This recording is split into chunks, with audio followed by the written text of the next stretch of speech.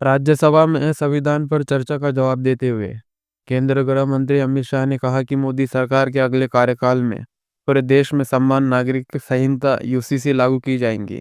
शाह ने कहा कि अगर बीजेपी सत्ता में लौटती है तो सभी हितधारकों के साथ व्यापक चर्चा के बाद यूसीसी को पेश किया जाएगा। एक इंटरव्यू के दौरान अमित शाह ने कहा कि मोदी सरकार का अगला कार्यकाल कई महीनों में अहम होगा, क्योंकि इस दौरान एक देश एक चुनाव भी लागू किया जाएगा। शाह ने कहा कि अब समय आ गया है जब पूरे देश में एक साथ चुनाव होने चाहिए। गृह मंत्री अमित शाह ने कहा, इस देश की जनता ने कई तानाशाहों के घमंड को चकनाचूर करने का काम किया है। उन्होंने लोकतांत्रिक तरीके से काम किया है।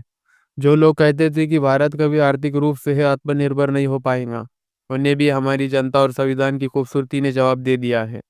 आज हम दुनिया की 5वीं सबसे बड़ी अर्थव्यवस्था के रूप में दुनिया के सामने खड़े हैं।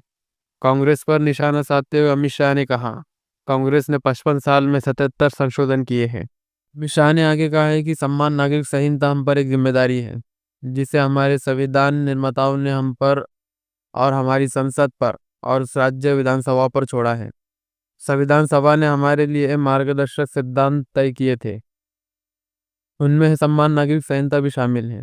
उस समय भी एक अहम मुंशी राजेंद्र बाबू और अंबेडकर जी जैसे एक कानूनी विद्वानों ने कहा था कि धर्म के आधार पर कानून नहीं होना चाहिए, सम्मान नागरिक संहिता होनी चाहिए।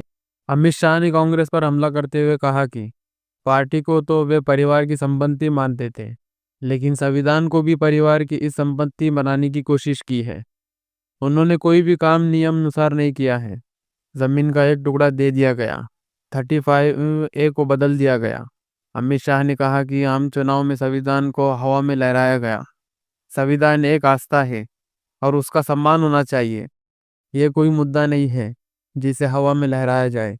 इसका जवाब लोकसभा हरियाणा और महाराष्ट्र में मिल गया है। नकली संविधान लेकर घूमते थे और जनता ने उन्हें जवाब दे दिया है।